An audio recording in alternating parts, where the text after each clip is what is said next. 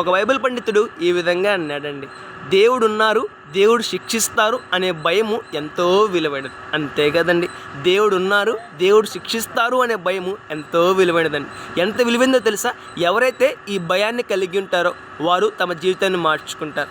ఎవరైతే ఈ భయాన్ని కలిగి ఉంటారో, దేవుడు ఉన్నారు, దేవుడు శిక్షిస్తారు అన్న భయాన్ని ఎవరైతే కలిగి ఉంటారో వారు తమ జీవితాన్ని సరిచేసుకుంటారు, బాగు చేసుకుంటారు, పాపమును విడిచిపెట్టేస్తారు, పరిశుద్ధంగా జీవిస్తారు, నీతిగా జీవిస్తారు, యథార్థంగా జీవిస్తారు. ఫలితంగా ఎన్నో మేలులు పొందుకుంటారు, ఎన్నో దీవెనలు పొందుకుంటారు, ఎన్నో ఆశీర్వాదాలు పొందుకుంటారు. అన్నింటికి మించి శ్రేష్టమైన పరలోక రాజ్యాన్ని పొందుకుంటారండి. చూసారా, ఇన్ని మేలులు, ఇన్ని ఆశీర్వాదాలు, అన్నింటికి మించి పరలోక రాజ్యము మానవుడు ఎప్పుడు పొందుకుంటాడంటే దేవుడున్నారు, దేవుడు శిక్షిస్తారు, జీవితాన్ని మార్చుకోవాలి అన్న భయాన్ని కలిగి ఉన్నప్పుడు. చాలామంది వ్యక్తులకు ఈ భయం లేదండి. భయం లేకపోవడం చేత ఇష్టానుసారంగా జీవిస్తూ ఉన్నారు. ఇష్టానుసారంగా జీవించడానికి ఫలితంగా ఇన్ని మేలులు కోల్పోతూ ఉన్నారు, ఇన్ని ఆశీర్వాదాలు కోల్పోతూ ఉన్నారు, అన్నింటికి మించి శ్రేష్టమైన పరలోక రాజ్యాన్ని కోల్పోతూ ఉన్నారు. ఒకసారి ఆలోచించేద్దాం, మన జీవితాన్ని మార్చుకుందాం, జీవితాన్ని సరిచేసుకుందాం.